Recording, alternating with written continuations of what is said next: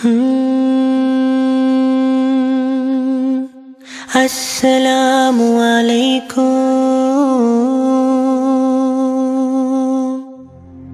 الصلاة والسلام. أعوذ بالله من الشيطان الرجيم. بسم الله الرحمن الرحيم. الحمد لله رب العالمين والصلاة والسلام على سيدنا محمد وعلى آله وأصحابه أجمعين. Allah subhanahu teala her barchalarımızın da ötegen ibadetlerimizni, özümüzün kılgan dualarımızı kabullardan kısaydı. Hem barcha Allah Teala'ga bulgan maktavlarımız, hem Peygamberimiz Muhammed Mustafa sallallahu aleyhi ve sellem'e salavat şerifelerimiz erişseydi. Bugünkü gün bizning silenes sözlerimiz de Allah Teala'nın 99 sıfatları hakkında silep ötmekçi bulabız.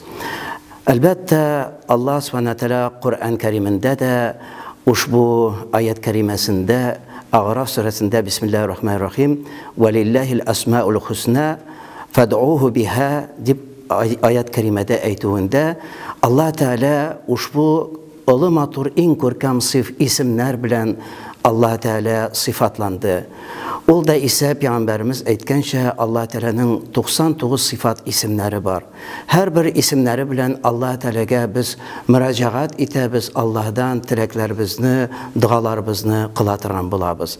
Elbette bu sıfatlar 99 sıfatları ol da ise ko'rsatila bizning Kur'an'ın Fatiha suresinde de Ar-Rahmanir-Rahim, Maliki Yevmiddin dip Allah Teala ol merhametli şefkat iyesi bulgan Allah subhanahu teala dünyada da bar bütün mahlukatlarını terbiye kıla, özünün keng rızıkların biri, devletin biri, hem kıyamet günde imanlı bendelerge bütün ılı bulgan rahmetlerin hem de cennetke erişu bilen Allah Teala nimetin biri.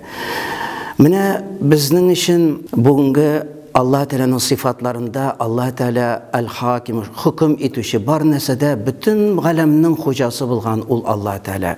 Hem Allah Teala dünyadan adam balaların dünyaya getirişi, tiriltüşü, hem Allah Teala dünyadan alışı da ötürüşü de, yani ecel bilen adam balasının canı çıkığı da, bu da Allah Teala'nın hükmü sıfatlarına muvafık.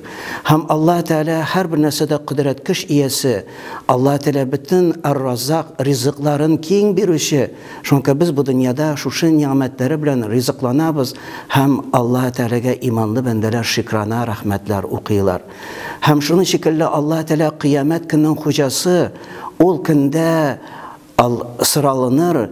Kimsin bu ahiret gününde sizning hocağız, sizge hüküm berişi dip sırav berilgende şu vaqtda cevap gelir. Tik Allah Teala'gına hüküm etüşi. Şuna göre ol günde bir kimde patşalar da, nindigine zor baylar da alar büyük başlarını eğgen halde alar hüküm astında durayacaklar. Şuna göre de bizning bu dünyada mine şu sıfatlar bilen biz Allah Teala'nı ılılap matur isimler atab biz Allah'dan rahmetin, gafu yarlıqavın hem de Allah Teala'dan keng nimetler sırap, iki dünyanın rahatın sırap yaşarga gerek. Nişik dünyada biz özümüzün yaratkan kişi bizge eytemiz bit, ey siyiklim, ey şiberim, ey maturum, ey seletli bulgan kişim degen şekilde. Neçik kişiге ol ko'nglina, yüreğine may şekilde matur sıfatlar anlar dert beretirgen bolsa, Allah Teala'ga da biz şundi yaratkan matur sıfat isimleri bilen biz dualar kılatırgan bolsak, şunu kadar bu dualar begrek kabul bola, hem Allah Teala'ga imanımız da ko'nglimiz de yaqinayıp biz indi Allah Teala'nın turu cennetke tutaşkan hidayet yolunda Allah Teala bizge yaşarga nasip ete.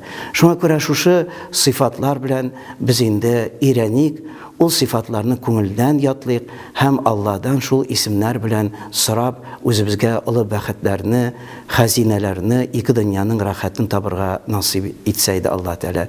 Vesselamu aleyküm ve rahmetullah.